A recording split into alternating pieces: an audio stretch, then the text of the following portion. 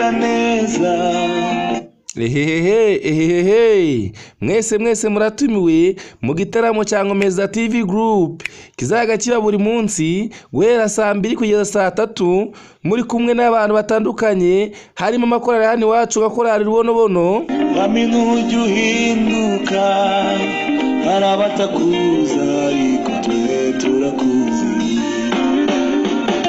harabatakubona abaririmbyi batandukanye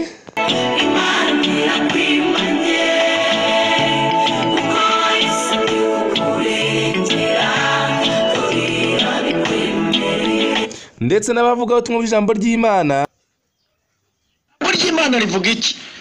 Riravuga ngo barangije bamwegereje Yesu ngo arabitegereza bararanganyamwo amaso.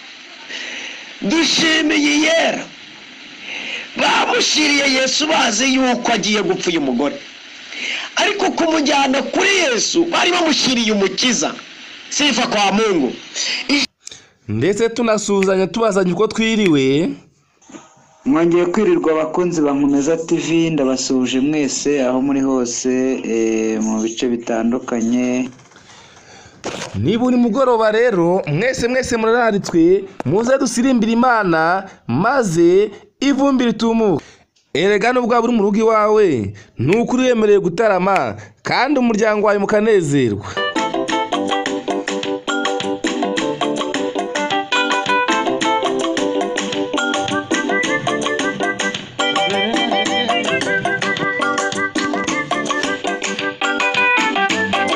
Ngomeza TV Group ni yanjye ni yawe mu kwamamaza inkuru nziza y'umukiro wa Yesu Kristo.